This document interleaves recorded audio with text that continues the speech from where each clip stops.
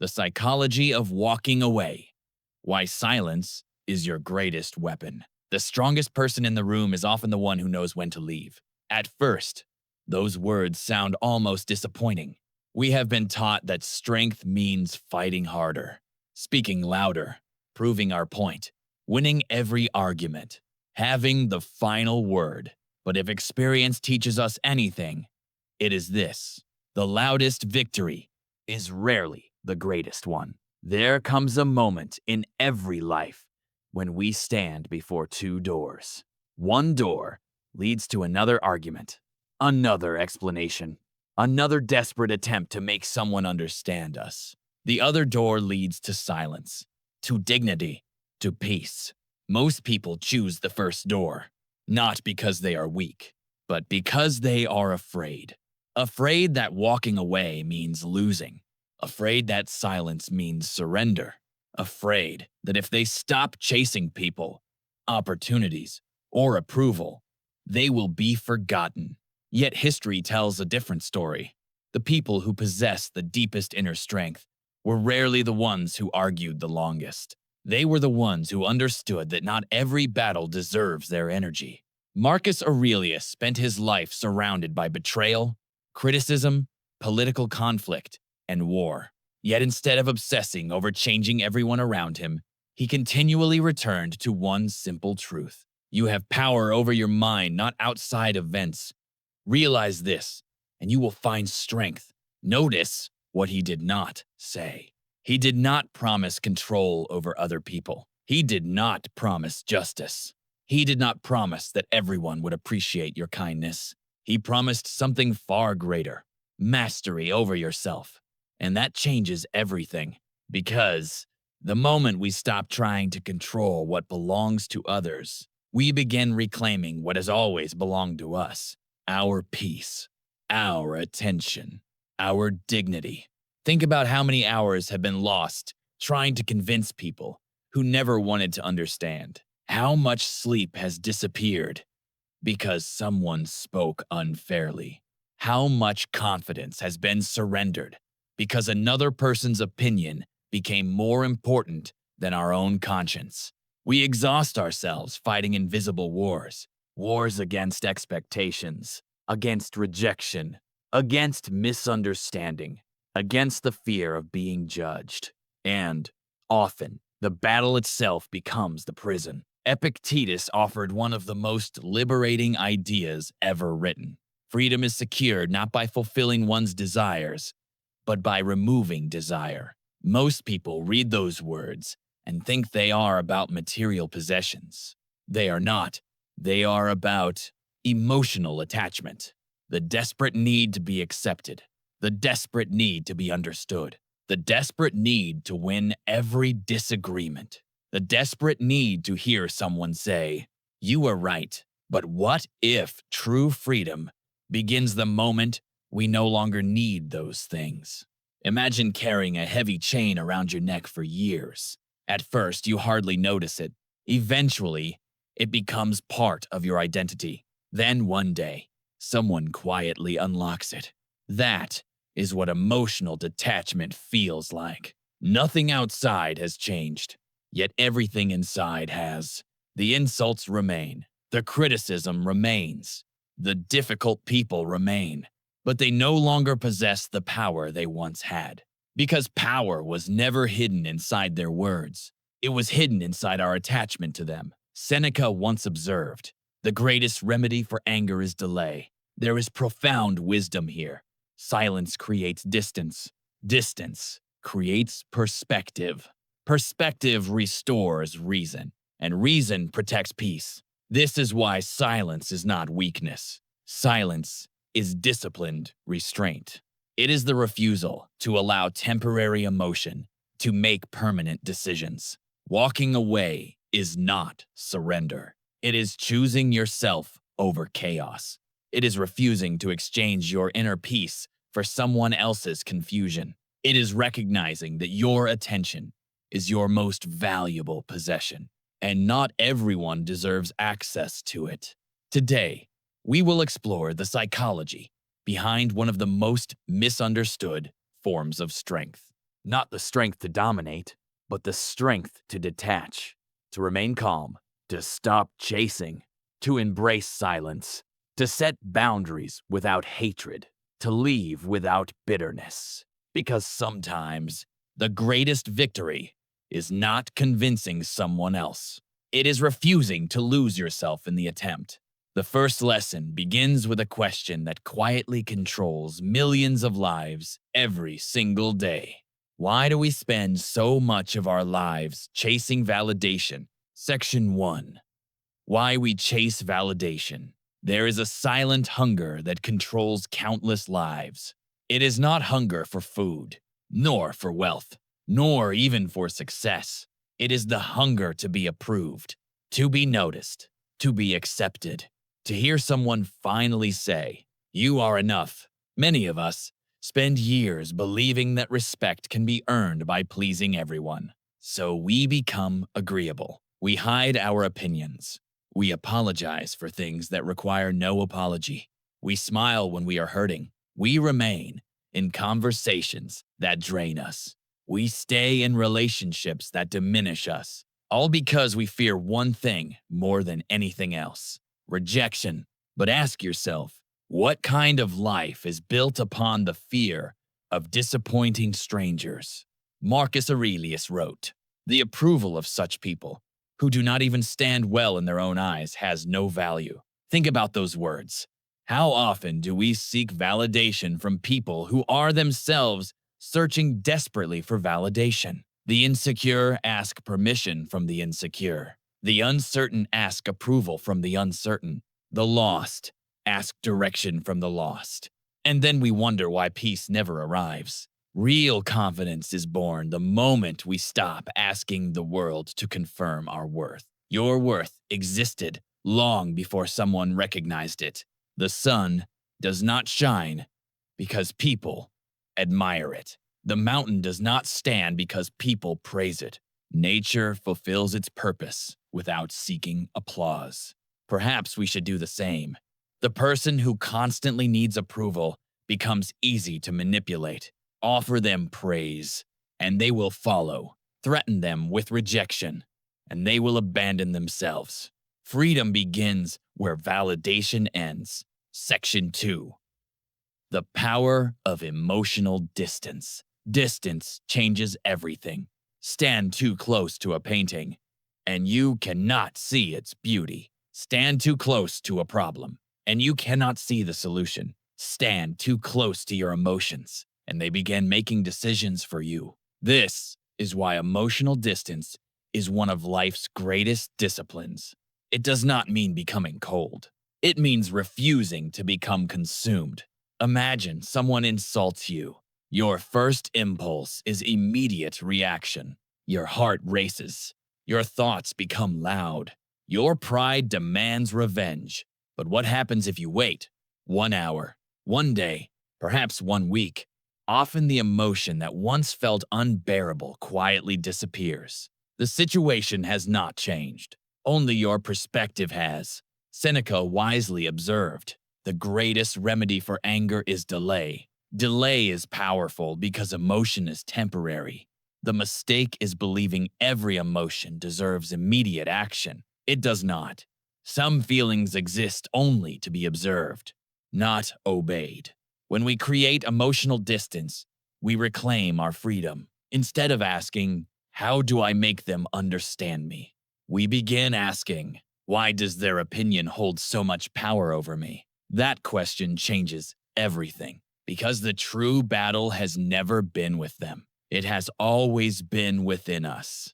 The calmer we become, the clearer we see. The clearer we see, the wiser we act, and wisdom rarely rushes. Section 3. Why silence unsettles people. There is something deeply uncomfortable about silence. Most people cannot tolerate it. After an argument, they rush to explain. After criticism, they rush to defend. After rejection, they rush to chase. Silence interrupts this pattern.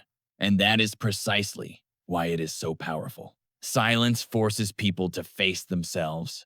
When you refuse to argue, the other person is left alone with their own words. When you refuse to chase, they are left wondering why. When you refuse to seek revenge, they lose the conflict they expected to continue. Silence is not manipulation. It is discipline. It is the refusal to feed unnecessary chaos. Epictetus reminded us, be silent for the most part, or speak only what is necessary. How different would our lives become if we practiced this every day? Imagine removing every unnecessary argument, every pointless debate, every attempt to prove yourself. How much energy would return to your life? Silence protects more than peace. It protects dignity. Not every accusation deserves an answer. Not every misunderstanding deserves correction. Not every insult deserves acknowledgement. Sometimes, the highest form of intelligence is knowing that your peace is worth more than being right. The world often mistakes silence for weakness, but those who have mastered themselves know the truth. Silence is not empty. It is filled with self-control, and self-control is a strength that no one can take from you. Section 4. Detaching from outcomes. There is a hidden chain that binds many of us. It is not made of iron. It is made of expectation. We expect people to appreciate our kindness. We expect our hard work to be rewarded. We expect loyalty to always be returned with loyalty. We expect justice to arrive on our schedule. And when reality refuses to follow our expectations, we suffer, not because life has betrayed us, but because we demanded that life unfold according to our desires. This is one of the greatest illusions of the human mind. We believe peace exists on the other side of a specific outcome. I'll be happy when they apologize. I'll feel complete when I get that promotion. I'll finally be at peace when they understand me. But peace that depends upon external events is never true peace. It is temporary comfort disguised as happiness. Marcus Aurelius understood this deeply. He reminded himself every day that the only thing truly under his control was his own character, not the actions of others, not their opinions, not the outcome of every effort, only his response. Imagine planting a tree. You prepare the soil. You water it faithfully. You protect it from storms. But can you command it to grow overnight? Of course not. Nature follows its own rhythm. Life does the same. Our responsibility is effort. The result belongs to something greater than us. Epictetus expressed this truth beautifully. Make the best use of what is in your power, and take the rest as it happens. There is incredible freedom in these words. When we release our obsession with outcomes, we become fearless. Failure no longer destroys us. Success no longer intoxicates us. Praise no longer controls us. Criticism no longer defines us. Because our peace is no longer tied to what happens. It is rooted in who we choose to become. The moment you stop chasing outcomes, you begin mastering yourself, and no victory is greater than that. Section 5. Setting boundaries without anger. Many people believe boundaries require confrontation. They imagine raised voices, arguments, cold hearts, broken relationships. But true boundaries are remarkably quiet. They are built with clarity, not hostility. A person who truly respects themselves does not need to threaten others. They simply know what they will and will not accept. Think about a lighthouse standing beside the ocean. It never chases ships. It never argues with the waves. It simply stands exactly where it belongs. Strong, steady, unmoving. That is what healthy boundaries look like. People often test our limits because they are trying to discover where they exist. If we never establish them, they assume there are none. Seneca wisely observed, "He who fears death will never do anything worthy of a living man." The same principle applies here. He who fears disappointing others will never fully live according to his own values. There comes a moment when we must choose temporary discomfort or Permanent resentment.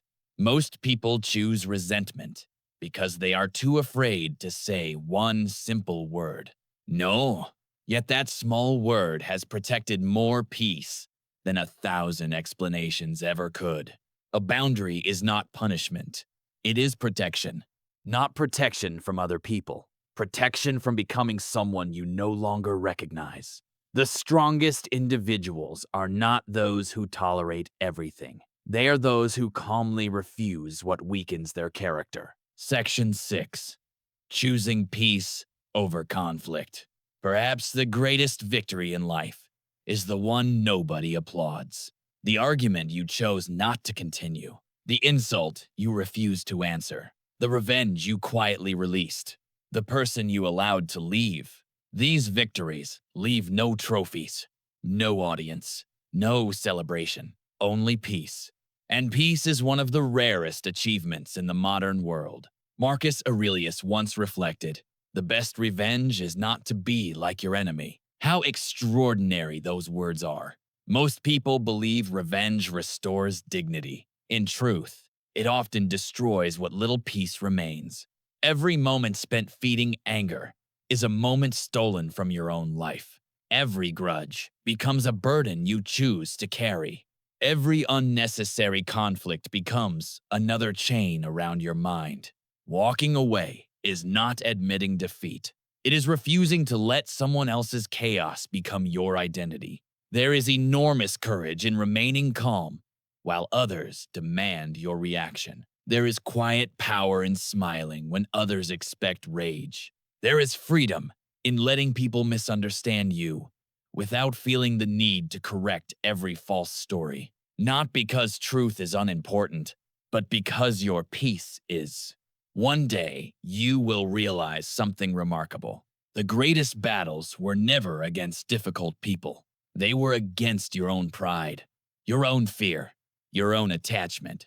And once those inner battles are won, the outer battles lose their power.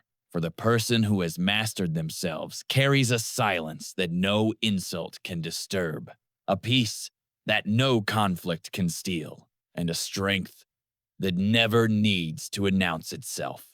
The final realization.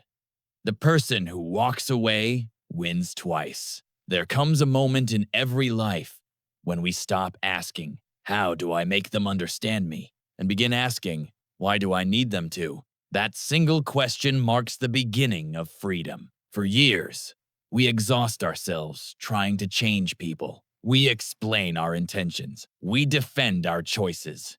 We replay conversations long after they have ended. We imagine better arguments, better words, better endings. Yet the more we cling to these imaginary victories, the more we lose. The only battle that truly matters, the battle for our own peace.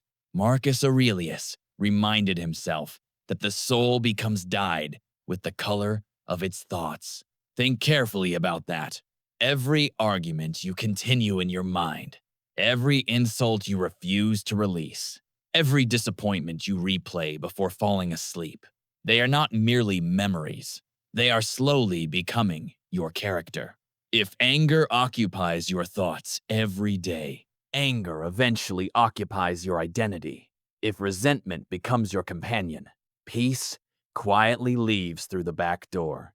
This is why walking away is not simply a physical act. It is a spiritual decision. It is deciding that your inner world deserves protection. It is refusing to rent space in your mind to people who have done nothing to deserve it. Most people believe strength means carrying every burden. Wisdom knows strength also means knowing which burdens to put down. Not every relationship deserves another chance. Not every insult deserves another response. Not every misunderstanding deserves another explanation. Some chapters end not because we failed, but because they have already taught us everything they were meant to teach. The quiet power of letting people go. One of the hardest lessons we ever learn is this: not everyone who enters our life is meant to remain there. Some people arrive as teachers. Some arrive as mirrors. Some arrive as warnings. Some arrive only to reveal the parts of ourselves that still need healing, when their purpose is complete. Holding on only creates suffering. Seneca once wrote, "Nothing is ours except time." Yet how much of that precious time do we surrender to people who continually steal our peace? We wait for apologies that never come. We expect loyalty from those who have repeatedly chosen betrayal. We hope that one more conversation will finally change everything. Sometimes it won't, and accepting that reality is not pessimism. It is maturity. The river never argues with the leaves that drift away. The seasons never beg the autumn leaves to stay on the branches. Nature understands something we often forget. Everything has its season. Everything has its ending. And every ending creates space for something stronger to begin. When silence becomes your identity, eventually, silence stops being a strategy. It becomes part of who you are. You no longer feel the urge to defend yourself against every accusation. You no longer rush to answer every insult. You no longer chase people who choose to walk away, because your confidence is no longer built upon their approval. It is built upon your principles. People will notice the change. Some will call you distant. Others will say, "You have changed." They are right. You have changed. You have stopped confusing attention with love, approval with respect, noise with strength, drama with purpose. You have discovered that the strongest presence in any room is often the person who needs to prove the least. They listen more, speak less, observe carefully, act intentionally, and when necessary, they quietly leave, without anger, without bitterness, without looking back, because they understand something that cannot be learned from books alone. Peace is more valuable than being understood. Dignity is more valuable than winning an argument. And self-mastery is more valuable than controlling another person. If there is one truth worth remembering after this conversation, let it be this: walking away is not an escape. It is an act of self-respect. Silence is not weakness. It is disciplined strength. Detachment is not indifference. It is emotional freedom. Boundaries are not cruelty. They are wisdom. The strongest person is not the one who wins every fight. The strongest person is the one who knows which fights are not worth entering. So the next time someone tries to pull you into unnecessary conflict, pause it. Take a breath. Remember who you are becoming. Choose your peace over your pride. Choose your future over your feelings. Choose your character over your ego. Because every time you refuse to surrender your inner calm to someone else's chaos, you become a little stronger, a little wiser, a little freer. And one day, without even realizing it, you will possess something the world cannot give, and the world cannot take away: a mind that